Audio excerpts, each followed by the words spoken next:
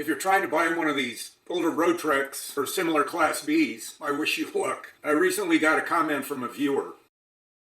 I saw a Roadtrek 2001 on Craigslist. Decent looking, I'd like to purchase it, but the seller is in Sacramento. I'm 2 hours away.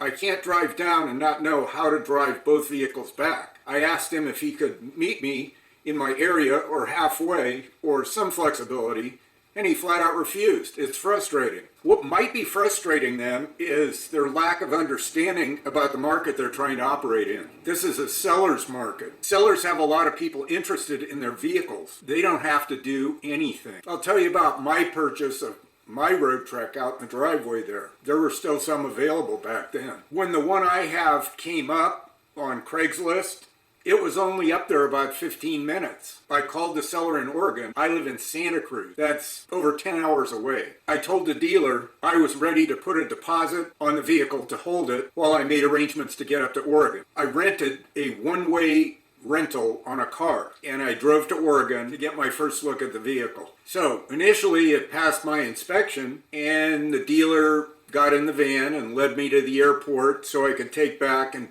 drop off the rental vehicle I had and finish up buying the Roadtrek. Well, during the trip I noticed a leak coming out from under the Roadtrek. Well, as it turned out, the water pump was shot. The dealer agreed to fix it, but now I had to make arrangements to stay in Oregon while the dealer made the repairs on the vehicle before I could drive it home. After everything was done, I paid for the vehicle and made my way back home to Santa Cruz with no other real problems. But that, I'm just trying to illustrate, that's the reality of buying one of these older Roadtreks or other Class B motorhomes. It's not like going to the grocery store and getting a box of cornflakes. Although today, with all the empty shelves, that may not be a walk in the park either.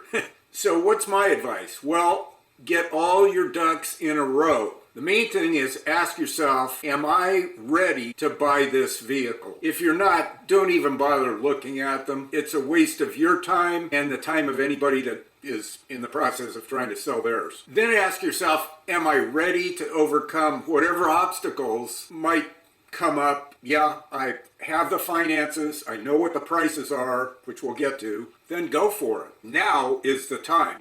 Don't procrastinate. Believe me, it isn't going to get better if you wait. It hasn't gotten better over the last 5 years, and I don't see anything showing me it's going to get better over the next 5 years. I'll tell you something about the price, because maybe you haven't been watching, but I have. Over the last 18 months, these Class Bs have been shooting up in price at a rate of about $500 to $1,000 a month. That's real. People are buying them, and if people aren't buying them, dealers are snatching up anything that comes on the market. Yesterday, I just had a dealer ask me if I wanted to sell mine. Handed me a card, said, yeah, I'm a dealer, I'd like to buy your Roadtrek. So now we go on to plan B. All right, I can't get a Roadtrek or another Class B, so I'll build one. Good luck with finding an empty van to build out. Anything new or newer is being snapped up by Amazon, Hertz, or people doing contract delivery. There aren't any of those vehicles. Sprinters, ProMasters, Transits, even the little NV200s and those things. Short supply. Okay, well, what about going to an RV dealer and buying a new one? Be prepared for a hefty price tag. Again, a long wait. Depending upon the brand, it might be